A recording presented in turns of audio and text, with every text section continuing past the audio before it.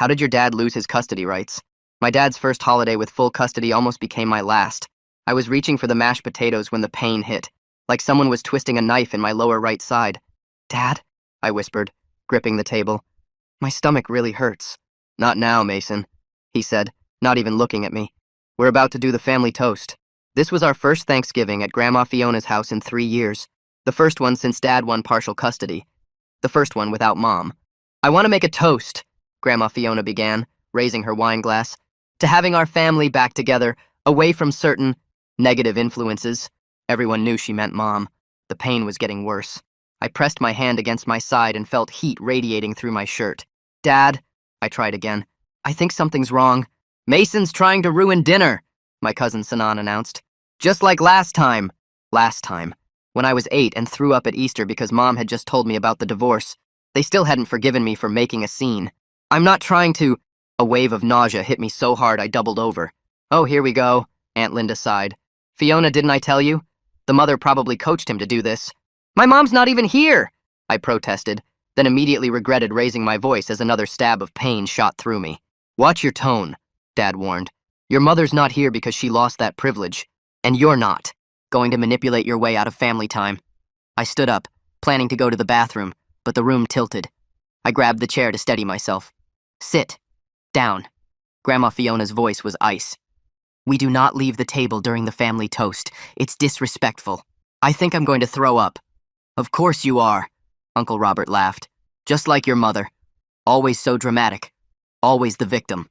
My 10-year-old sister Alice looked at me with worried eyes from across the table. She'd been silent since we arrived, intimidated by Dad's family. Please, I whispered. I need to lie down. You need to show respect, Dad said firmly. This is the first holiday we've had without your mother's interference. You're not ruining it. The pain was spreading now, like fire across my abdomen. I could feel sweat dripping down my back. Maybe he really is sick, my cousin Bethany said quietly. Don't you start, her mother snapped. He's fine. Just wants attention because Mommy's not here to baby him. I tried to sit back down, but my legs wouldn't cooperate. The chair scraped loudly against the floor as I missed it and stumbled. Mason James! Dad stood up. That's enough. Dad, please. Tears were streaming down my face now. It hurts so bad. You know what hurts? Grandma Fiona stood too. Having to watch my son deal with your behavior. Having to see what that woman turned you into.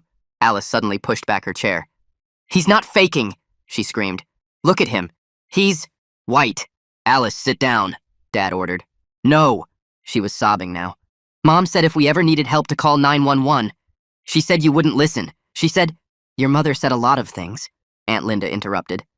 Most of them lies. The room started spinning. I dropped to my knees, clutching my side. It felt like my insides were on fire. He's being ridiculous, Uncle Robert said. In my day, kids didn't pull these stunts. It's not a stunt! Alice was hysterical. Please, someone help him!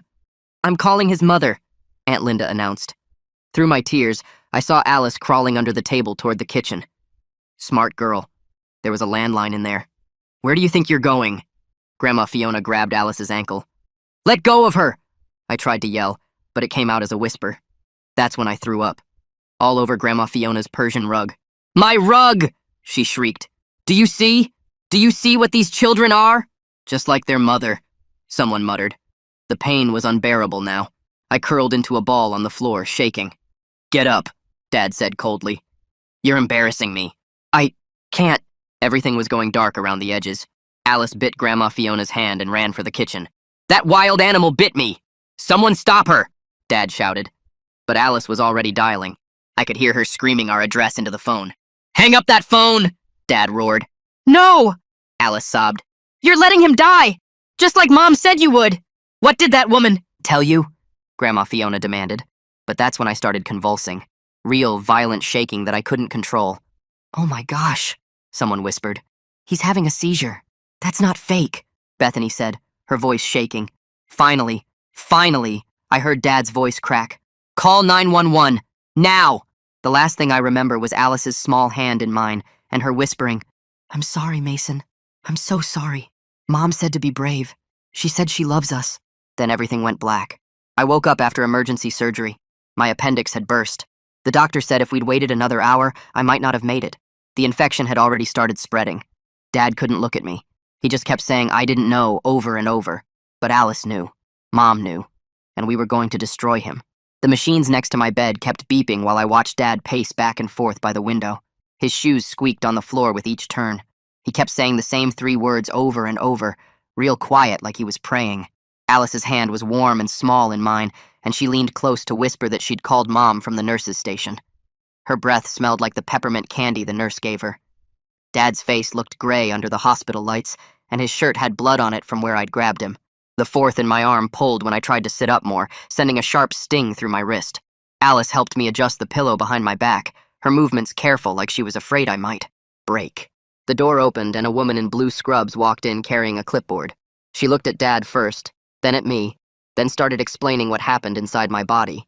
My appendix had burst open and poison was spreading through my belly when they cut me open. She pointed to spots on my stomach where they'd had to clean out the infection. If we'd waited 1 more hour, she said, looking straight at Dad, I probably would have died. Dad's knees actually buckled and he had to grab the windowsill to stay standing. Alice squeezed my hand harder and I could feel her shaking. The surgeon kept talking about antibiotics and recovery time while Dad just stared at the floor. She wrote notes on her clipboard and said she'd already told the emergency room staff about the delay in treatment. Dad's head snapped up at that, but he didn't say anything. The surgeon left and we sat there in silence except for the beeping machines.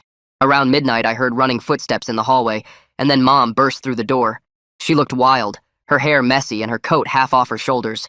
Dad immediately backed toward the door, but Mom didn't even glance at him. She grabbed me and Alice both, pulling us against her chest so tight I could barely breathe. Her tears dropped onto my hospital gown and she kept kissing the top of my head. Alice started sobbing into Mom's shoulder, and I felt my own tears coming again. Mom held us for what felt like forever, rocking us slightly like when we were little. Dad slipped out into the hallway without saying anything. The next morning, a woman with gray hair and a badge knocked on the door. She introduced herself as Donna Waite from Child Protective Services and said the hospital had called them. Mom sat up straighter in the chair she'd slept in all night. Donna explained that the emergency room staff documented that several adults stopped me from getting help for a dangerous medical problem. She had a folder with papers and started asking Mom questions about custody arrangements. Dad and Grandma showed up while Donna was still there, and Grandma immediately started talking loud and fast.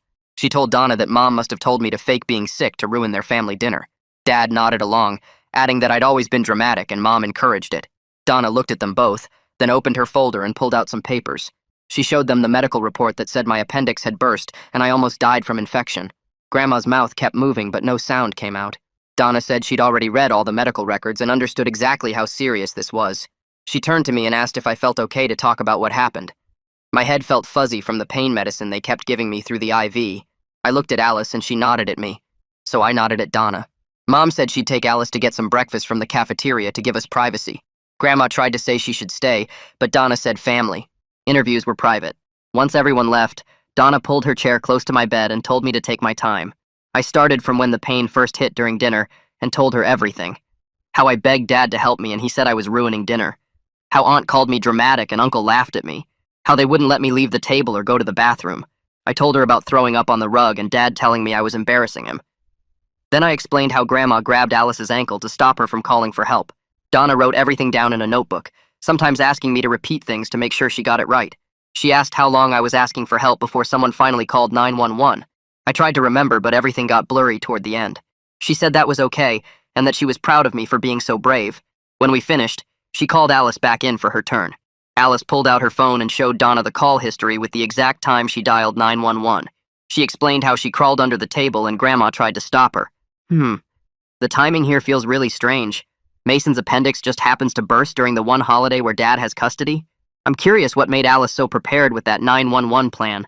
Like Mom coached her for exactly this kind of emergency, but somehow knew Dad wouldn't listen to medical issues specifically. Alice's voice got louder when she told about biting Grandma's hand to get free. She said, Grandma called her a wild animal, and Dad yelled at her to hang up the phone. Donna took pictures of the call log with her own phone. She asked Alice if anyone helped her, and Alice said no. Everyone just watched or tried to stop her. 2 days later, the doctor said I could go home soon, but there was a big fight about where home was. Dad said his custody agreement meant I had to go with him, but Mom said no way. Donna came back and explained there was something called a temporary safety plan. She said Alice and I would stay with Mom until a judge could have a hearing about what happened. Dad's face turned red and he started yelling about his rights as a father. He said Mom was turning us against him and this was all her plan. Donna stayed calm and said the safety plan was already approved based on the medical evidence. Dad slammed his hand on the wall and demanded to take us home right then. He stepped toward my bed and Mom moved between us. A security guard showed up because the nurses had called when they heard yelling. Dad pointed at Mom and said she was kidnapping his kids. The guard looked at Donna, who showed him some papers and explained the situation. Dad kept getting louder, saying we belonged with him and Mom had no right to keep us. The guard told Dad he needed to calm down or leave the hospital. Dad said he wasn't going anywhere without his children. The guard called for backup on his radio and another guard arrived. They wrote down everything Dad was saying and doing in their report. Donna told me later that all of this was documented as evidence. Dad finally left when the guard said they'd call the police if he didn't. I watched him storm down the hallway, still yelling about his rights and how Mom would pay for this. The next few days in the hospital were the worst, not just because of the pain, but because I couldn't even stand up without help. The nurse had to hold my arm just to get me to the bathroom, and even that short walk left me shaking and sweating. My stomach muscles were basically useless from the surgery, and every time I tried to sit up on my own, it felt like someone was ripping me open again. Alice stayed with me every single day, curled up in the visitor's chair doing her homework on Mom's laptop. Mom had already set up virtual school for her because Alice refused to leave the hospital, too scared something would happen to me if she wasn't there. The physical therapist came twice a day to help me practice walking down the hallway, and I hated how weak I was, barely making it 20 feet before needing to sit down. Mom spent most of her time on the phone in the hallway, and I could hear her talking to someone named Cecilia Becker, who she said was the best custody lawyer in the state. They talked about emergency hearings and medical evidence, and something called an ex parte order. When Mom came back in the room, she explained that Cecilia was already filing paperwork to change the custody arrangement based on what happened at Thanksgiving. The hospital discharged me after a week, and Mom drove us straight to her apartment, this tiny two-bedroom place that was nothing like Dad's big house, but felt safer than anywhere I'd been in months. She'd already set up the living room for my recovery, with a special wedge pillow on the couch and all my medications lined up on the coffee table with a schedule she'd typed out. Alice and I had to share the smaller bedroom, but she didn't complain, just helped Mom move her stuffed animals to make room for my things. I started writing everything down in a notebook Mom bought me, every detail I could remember from Thanksgiving and all the other times Dad ignored when we were sick or hurt. Like when I had bad stomach pain 3 months ago and he said I was being dramatic and didn't need urgent care. Or when Alice cut her hand on broken glass and he just put a Band-Aid on it instead of getting stitches. Writing it all down made it real in a way that helped me believe someone would actually listen this time. Alice's teacher called to check on her, and Mom set up a meeting with the school counselor, someone named Sophie Soto, to make sure Alice was handling everything okay. During their video call, I could hear Alice telling Sophie about how scared she was that night and how she thought I was going to die. Sophie said Alice was very brave and that she'd help her work through what happened. About 2 weeks after we got to Mom's apartment, we got a letter saying the court had appointed something called a guardian ad litem, a man named Hector Reynolds who was supposed to represent what was best for Alice and me. Dad's family immediately started texting Mom saying Hector was probably biased against them and that this whole thing was a setup. Mom just saved all the texts and forwarded them to Cecilia. Alice was going through her old phone one day when she found a bunch of texts from Dad talking bad about Mom, saying she was crazy and telling us not to believe anything she said. She took screenshots of everything, especially the ones where he called Mom names and tried to make us think she didn't love us. She asked if we should show them to Hector when we met him, and I said definitely yes. My first meeting with Hector was 3 weeks after the surgery, and I was still moving pretty slow. He came to Mom's apartment and sat across from me in the living room, this older guy with gray hair who spoke really soft and calm. He asked me to tell him exactly what happened that night, and I had to lift my shirt to show him the surgical scar that went across my whole lower stomach. I walked him through every minute I could remember, from when the pain started to when I passed out on Grandma's floor. He wrote everything down in a yellow legal pad and never interrupted me once. When I finished, he said what happened to me was completely inexcusable, and no child should ever have to beg for medical help.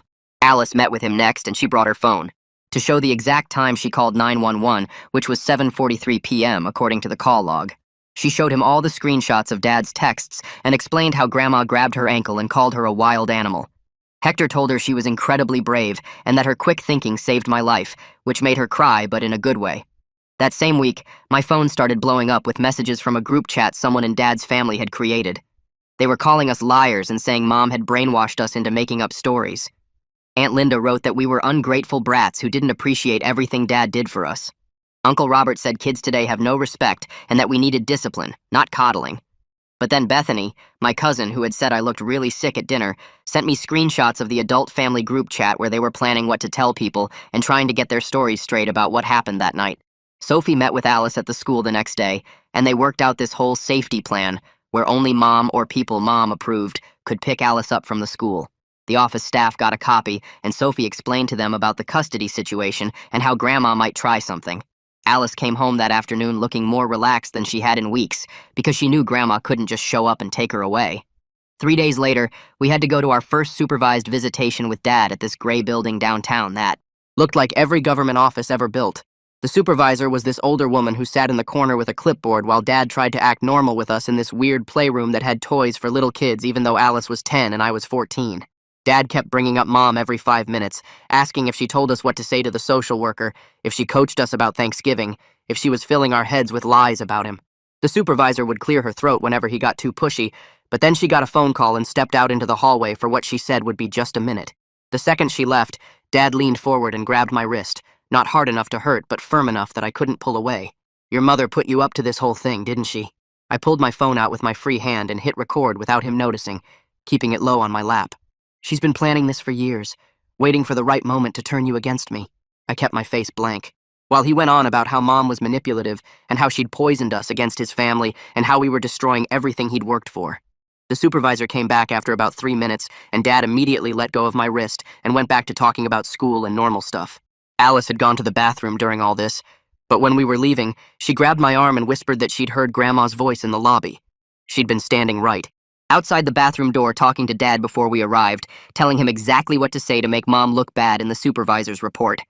Alice had stood on the toilet seat to hear better through the door vent and memorized the exact words, which were something like, "Tell them their mother is unstable and has a history of making false accusations, and make sure you mention she's behind on her bills and can't provide properly."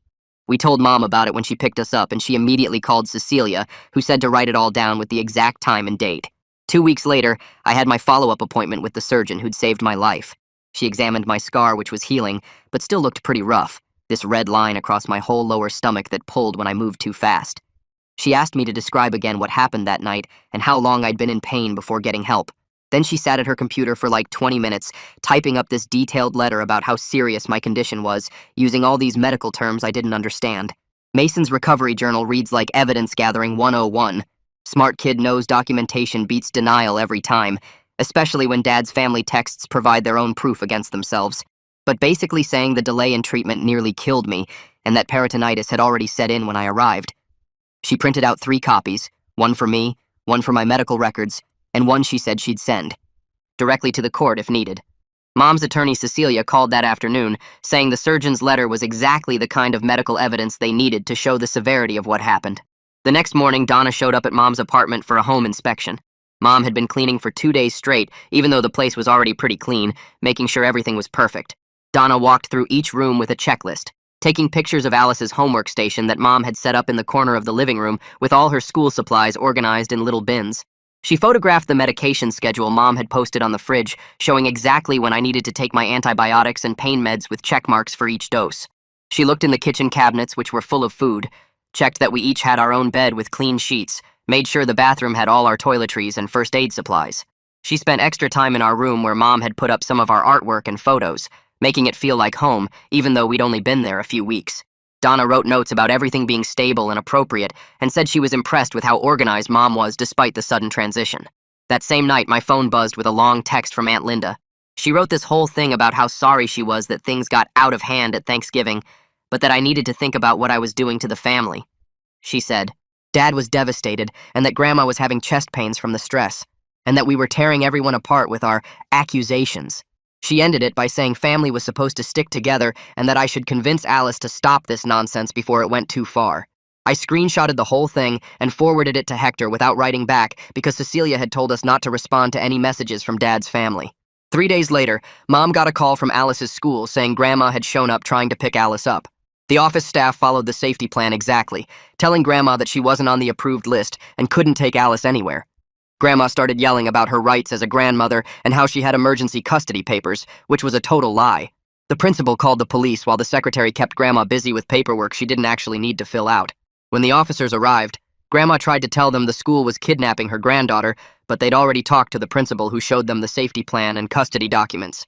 The police made Grandma leave and wrote up a report about the attempted violation of the custody agreement, which the school immediately sent to Sophie, Donna, and Mom's attorney. About a week later, Mom took us grocery shopping and I was pushing the cart past the deli section when I smelled gravy heating up. My whole body just froze, and suddenly I was back on Grandma's floor, curled up in pain while everyone stood around calling me dramatic. My chest got tight and I couldn't breathe right. My hands started shaking and I felt like I was going to pass out. Mom saw what was happening and immediately abandoned the cart, getting me outside to the parking lot where she sat me down on a bench and helped me breathe slowly, counting with me until my heart stopped racing. She called around that afternoon and found a therapist named Olive who specialized in medical trauma and got me an appointment for that week. A few days before my first therapy appointment, Alice came to me with this plan she'd been working on. She wanted to sneak back into Dad's house when he was at work and go through Grandma's phone because Grandma never locked it and always left it charging in the kitchen. Alice figured there would be texts about us or about that night that we could use as evidence. I told her absolutely not, that it was way too dangerous and probably illegal too. She got upset saying we needed more proof, but I explained that we had enough evidence already and breaking into Dad's house would only make us look bad and could get Mom in trouble. We agreed to trust the legal process and let the adults handle getting evidence the right way. After my first session with Olive, where I mostly just told her what happened, I met with Hector and Cecilia at Mom's attorney's office. I played them the recording from the supervised visit where Dad grabbed my wrist and accused Mom of coaching us. The sound quality wasn't perfect, but you could clearly hear Dad saying Mom had poisoned us against him and that she'd been planning this for years. Cecilia took notes while listening, and Hector asked me why I'd thought to record it. I explained that Mom had always told us to document everything with Dad's family because they would lie about what happened, and this seemed like something important to have proof of. They said the recording showed a clear pattern of Dad trying to manipulate us and blame Mom for everything, instead of taking responsibility for what happened at Thanksgiving. The next day, Sophie called to say she wanted to work with Alice on writing down what happened at Thanksgiving. Mom drove us to the school counselor's office where Sophie had set up a quiet room with colored pens and paper. Alice sat at the small table and started writing slowly, her tongue poking out the way it does when she's concentrating hard. Sophie sat next to her, not rushing, just being there while Alice wrote about how scared she was when I fell on the floor. She wrote about Grandma grabbing her ankle and how she bit her to get free. She wrote about calling 911 and Dad yelling at her to hang up. When Alice's hand got tired, Sophie helped her take breaks and they practiced reading parts out loud. Alice's voice shook at first, but got stronger each time she read about saving my life. Sophie recorded Alice reading the whole thing on her phone so Alice could practice at home, too. Meanwhile, Cecilia had me come to her office 3 times that week to go over every single detail of Thanksgiving. She had this big timeline on a whiteboard, and we went through it minute by minute. I kept getting mad when I talked about Uncle Robert laughing at me or Grandma screaming about her rug while I was dying. Cecilia would stop me and make me breathe and count to 10. She explained that getting emotional during the deposition would make Dad's lawyer try to confuse me. We practiced with her assistant pretending to be Dad's lawyer, asking me trick questions and trying to make me lose my temper. By the 3rd session, I could tell the whole story without my voice shaking or my fists clenching. Alice was playing a game on her phone one afternoon when she noticed something weird in her settings. There was an app she didn't download called Family Tracker that showed her location all the time. She showed Mom, who immediately called Cecilia's office. Their IT guy came to the house that same day and found the app was installed with Dad's Apple ID. He took screenshots of everything, showing when it was installed and how it tracked Alice 24/7. The IT guy also found Dad could see her text messages through the app. He wiped her phone completely clean and set her up with a new Apple ID that Dad couldn't access. Alice was quiet for hours after finding out Dad had been watching her like that. 2 weeks later, we had our first hearing at the courthouse. The room was smaller than I expected, with wood panels on the walls and a judge who looked tired. Dad sat on one side with his lawyer, and we sat on the other with Cecilia. Hector stood in the middle since he was there for me and Alice. The judge read through all the reports from Donna, the hospital, and Hector. Dad's lawyer tried to argue that it was all a misunderstanding, but the judge cut him off. She ordered supervised visitation only, twice a month for 2 hours each. Dad had to take parenting classes and complete them before he could ask for any changes. She also said Grandma couldn't be at any visits and couldn't pick us up from the school. Dad's face turned red, but his lawyer grabbed his arm before he could say anything. It wasn't full custody for Mom, but at least we were safe. That night, Bethany texted Alice a bunch of screenshots from the family group chat. They were calling us liars and brats. Aunt Linda wrote that we were just like our mother, manipulative and dramatic. Uncle Robert said we needed discipline, not coddling. Grandma wrote the longest message about how we'd destroyed the family and turned our backs on blood. The worst part was Dad liked every single message. Alice cried reading them, and I wanted to throw my phone at the wall. Mom said to save everything and forward it to Cecilia. A few days later, Cecilia called with news that made my stomach drop. She'd been going through Dad's insurance records and found something from 3 months before Thanksgiving. Dad had called the nurse line about my severe stomach pain, and they told him to take me to urgent care immediately. He never took me. The insurance showed he declined the recommended visit. Cecilia said this proved a pattern, that Thanksgiving wasn't the first time he ignored my medical needs. She was adding it to our evidence file. Alice had to go with Mom to pick something up at Grandma's church for the custody case. While Mom talked to the secretary, Alice waited in the hall. She heard two older ladies whispering about our family. One said she always thought Grandma was too harsh on those kids. The other said she saw what happened at Easter when I threw up and how mean everyone was to an 8-year-old. A man walking by added that he'd heard about the Thanksgiving incident from his daughter who worked at the hospital. Recording that supervised visit was pretty clever. I wonder if Mason knew something would happen or just had good instincts about documenting everything with this family. The tracking app on Alice's phone raises questions about how long Dad had been monitoring her movements and messages before all this happened. Alice realized not everyone believed Grandma's version of perfect family. Some people were starting to see the truth. My sessions with Olive were hard at first. Every time I tried to talk about lying on Grandma's floor, my chest would get tight and I'd feel like I couldn't breathe. Olive taught me to press my feet flat on the floor and count 5 things I could see, 4 I could hear, 3 I could touch, 2 I could smell, and 1 I could taste. It helped pull me back to her office instead of being stuck in that dining room. We practiced telling the story in small pieces, stopping whenever I needed to ground myself. After a few sessions, I could get through the whole thing without panicking. At Mom's apartment, Alice and I shared a room which actually made her feel better. She'd wake up 2 or 3 times every night and lean over to watch my chest rise and fall. Sometimes she'd whisper my name to make sure I'd respond. Mom got her a nightlight that projected stars on the ceiling, and we started a bedtime routine where we'd read together. Her nightmares were getting less frequent and less intense. She still had them, but now she knew she could wake me or Mom up, and we'd sit with her until she felt safe again. Then Dad's lawyer filed a thick stack of papers claiming Mom was turning us against him. He included old photos from when I was 5 and Alice was 2, all of us smiling at the zoo and the beach. He had pictures from every birthday and holiday before the divorce, trying to show we were happy in his care. The motion said Mom coached us to lie about Thanksgiving and was alienating us from our father. Cecilia laughed when she read it and said judges see this all the time when parents can't accept responsibility. She said the medical evidence was too strong and no judge would believe we faked a burst appendix. 2 weeks later, Hector showed up at my school with a clipboard and a serious look on his face. He spent 3 hours talking to my math teacher, my English teacher, and the school nurse who'd seen me doubled over with stomach pain twice that semester when Dad forgot to refill my acid reflux meds. Each teacher signed papers and handed over attendance records showing how many days I'd missed since the custody change. Sophie met with him in her office for another hour, showing him the notes she'd been keeping about Alice's anxiety attacks and how she'd started pulling out her eyelashes when stressed. The principal even pulled security footage from the day after Thanksgiving when Dad dropped us off, and I could barely walk from the car to the building. Hector wrote everything down in this thick folder that kept getting bigger with every interview. The next morning, a detective named Rowan came to Mom's apartment with a digital recorder and asked me to tell him everything that happened at Thanksgiving.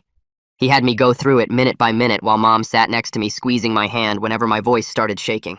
He asked specific questions about who said what and when, how long I was on the floor, who physically stopped Alice from calling for help. When I told him about Grandma grabbing Alice's ankle, he made a note and underlined it twice. He said the hospital had filed their mandatory report and he needed my statement for the investigation. He explained that while criminal charges were unlikely because proving intent would be hard, the documentation would help with the custody case. 3 days later, Alice came home from the school with an envelope that had her name written in Grandma's perfect cursive. Mom wanted to open it first, but Alice said she could handle it. Inside was a 2-page letter about how disappointed Grandma was in Alice for biting her and calling 911 against the family's wishes. It said good girls don't betray their grandmothers, and that Alice had shown her true colors, just like her mother. The last paragraph said Alice would need to apologize properly if she ever wanted to be welcome in their home again. Alice read it once, folded it back up, and asked Mom to give it to Hector for the custody file. She didn't cry or get upset, just went to do her homework like nothing happened. Our first supervised visit with Dad was scheduled for the following Tuesday at this gray building downtown with security cameras everywhere. The supervisor was this older lady named Janet, who explained the rules while we sat in a room that looked like a sad daycare center with old toys and peeling paint. Dad showed up 5 minutes late wearing his work clothes and looking tired. We played Uno for 20 minutes before I finally asked him straight out why he didn't believe me when I said I was in pain at Thanksgiving. He stopped mid-shuffle and stared at his cards for a long time. Janet leaned forward with her pen ready. Dad finally said he thought I was being dramatic like my mother always was, that she'd taught me to manipulate situations for attention. Janet wrote down every word while Dad kept talking about how Mom had poisoned us against his family and made us soft. The next visit was worse because Dad started treating Alice and me completely differently. He brought Alice her favorite candy and kept calling her sweetheart while barely looking at me. When I dropped a card, he muttered something about me being clumsy and weak. Alice started keeping a little notebook in her backpack where she wrote down everything he said during visits. Things like calling me oversensitive when I mentioned still having pain from the surgery, or saying I needed to toughen up and stop acting like a baby. She showed me the list after our third visit, and it was already 2 pages long. Meanwhile, Cecilia had been working with my surgeon to get the complete medical records from my surgery. The final report came in on a Thursday, and Mom read it to us at the kitchen table. It showed a timeline proving my appendix had likely started failing around noon on Thanksgiving, hours before I first told Dad about the pain. The surgeon documented that the delay in treatment caused the rupture and the spreading infection that nearly killed me. She used words like preventable and negligent delay that Cecilia said would destroy Dad's case. The report included photos from the surgery showing how bad the infection was and how much damage had been done by waiting. That weekend, Alice and I were leaving the visitation center when Aunt Linda suddenly appeared in the parking lot. She started walking toward Alice with her arms out like she was going to hug her, but the security guard immediately stepped between them. Aunt Linda started yelling about just wanting to talk to her niece, but the guard called for backup and told her she was violating the visitation rules. 2 more staff members came out and formed a wall between us and Aunt Linda while Mom rushed us to the car. Another violation report got added to our file. The following Monday, the judge ordered Dad to undergo a psychological evaluation to determine his fitness as a parent. Cecilia explained that he had no choice but to comply or he'd lose all custody rights immediately. The evaluation would include personality tests, interviews about his parenting choices, and a review of the Thanksgiving incident. Dad's lawyer tried to argue it was unnecessary, but the judge said the medical evidence and multiple violation reports made it mandatory. A week later, Donna came over with good news about the safety plan extension. She said CPS was keeping us with Mom until the final custody hearing in 2 months, and that she was officially recommending permanent custody modification based on medical neglect. She had a thick file of evidence, including the surgeon's report, the detective's notes, teacher interviews, and all the violation reports from Dad's family. She said she'd been doing this job for 15 years and had rarely seen such clear documentation of neglect. Hector called that night to schedule practice sessions for our testimony and said we needed to be ready to stay calm and stick to facts without seeming vengeful or coached. Sophie met with Alice 3 times that week in the school counselor's office, and I watched through the window as they moved chairs around to make it look like a courtroom. Alice stood at a pretend witness stand they made from a desk while Sophie played different roles. First the nice lawyer asking easy questions, then switching to play Dad's attorney trying to confuse her. Sophie showed Alice a red card she could hold up if she needed a break, teaching her it was okay to pause instead of getting overwhelmed. Each time they practiced, Alice got better at staying calm when Sophie asked tricky questions about whether Mom told her what to say. By the 3rd session, Alice was answering clearly without looking at Sophie for help, keeping her hands steady on the desk, even when Sophie raised her voice like Dad's lawyer might. 2 weeks before the trial, I woke up with my surgical site feeling hot and swollen, and when Mom checked it, she saw red streaks spreading from the incision.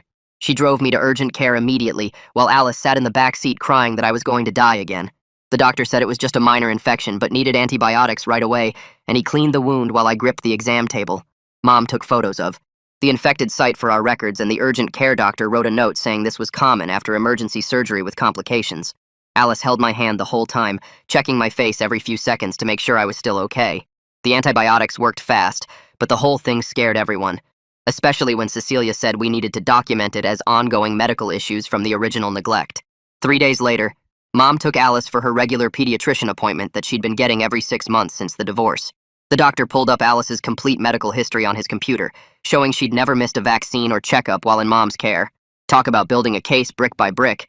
Between Hector's growing folder of evidence and Alice's secret notebook tracking Dad's comments, these kids are basically running their own legal department with better documentation than most law firms.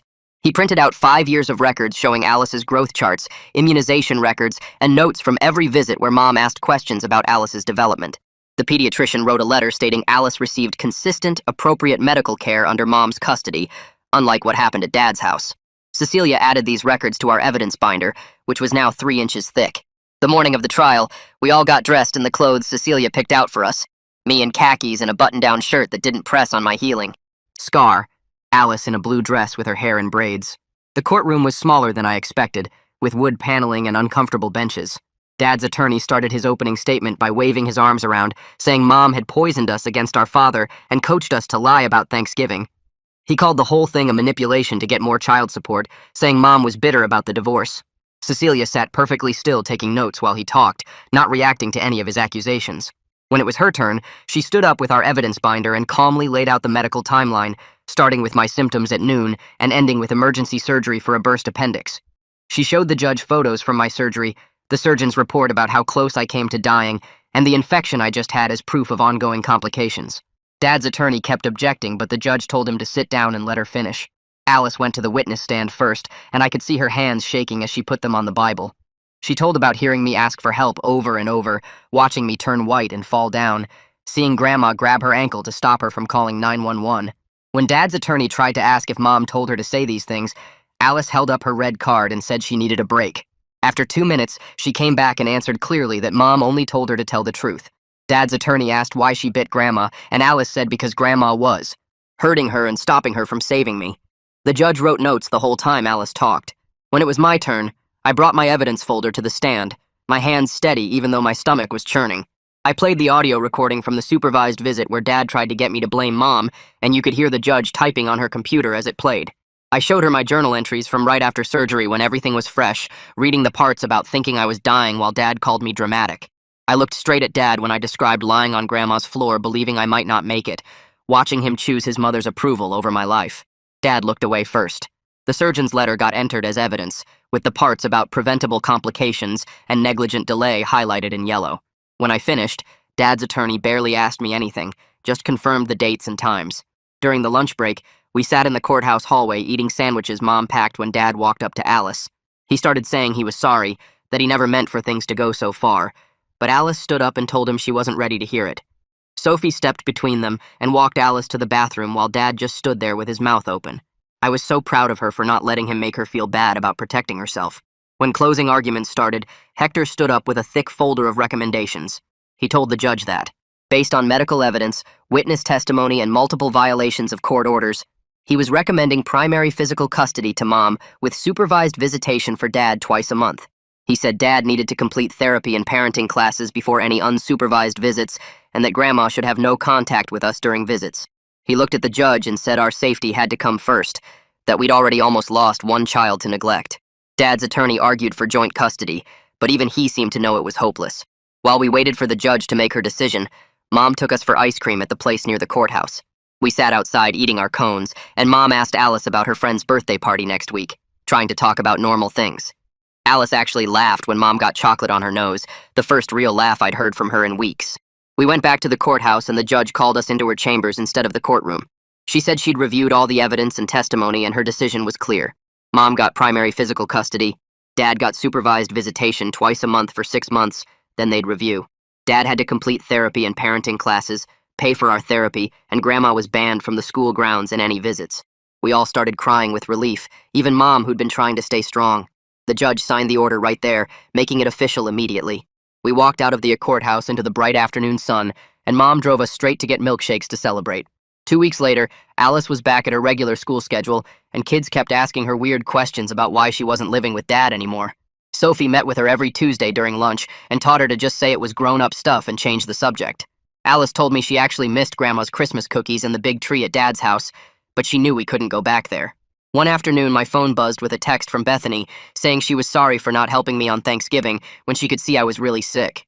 She wrote that she wanted to maybe hang out sometime if I was okay with it, but she understood if I never wanted to see any of them again.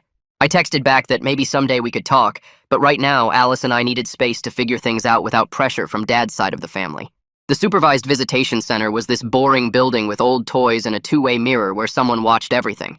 Dad showed up to our first visit carrying a board game and actually asked us what we wanted to play instead of just telling us.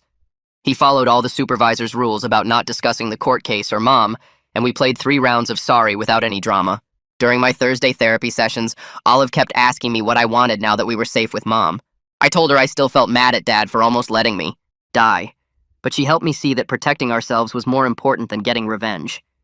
She had me write down 3 good things that happened each week, even when I didn't want to think about anything positive. Mom set up her laptop one Saturday so Alice and I could video chat with her parents who lived across the country. They asked how school was going and talked about their garden instead of pushing us to explain everything that happened with Dad. Grandpa showed us his new tomato plants, and Grandma, Mom's mom, not Fiona, sent us a care package with homemade cookies that actually tasted good. One morning, I was getting ready for school and caught myself staring at the scar on my stomach in the bathroom mirror. It wasn't just ugly proof of what happened anymore, but evidence that I fought to stay alive even when nobody would listen to me. I grabbed my journal and wrote about how Alice and I went to the park yesterday, and she laughed on the swings for the first time in months. Sophie gave Alice a special notebook to write down what she wanted to tell the judge at our 6-month review hearing coming up. Alice spent hours working on it, crossing things out and starting over, focusing on how much better she felt now that she knew we were safe. She practiced reading it to me and Mom, saying things like how she could sleep through the night now and wasn't scared of getting in trouble for calling 911. 6 months after that terrible Thanksgiving, I woke up in my bed at Mom's apartment and realized we had a routine that actually worked. Alice caught the bus to the school without crying. I was back on the basketball team, and we saw Dad twice a month at the center where he was actually trying. He'd started his therapy and parenting classes and even admitted once that he should have listened to me that night.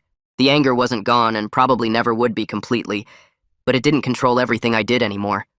Alice and I had our own inside jokes now, and she'd stop checking on me every night to make sure I was still breathing. We weren't trying to destroy anyone anymore, just trying to be regular kids who happened to have a really messed up story about a Thanksgiving dinner. The trauma counselor said healing wasn't a straight line and some days were harder than others, but we were doing it. Mom had primary custody, Dad was getting the help he needed, and Alice and I knew we'd always have each other no matter what happened at the next court review or anywhere else. Makes you wonder, right? All those years of medical records might have been the one thing that left Dad's lawyer completely quiet during cross-examination. Like the video, it helps more than you think.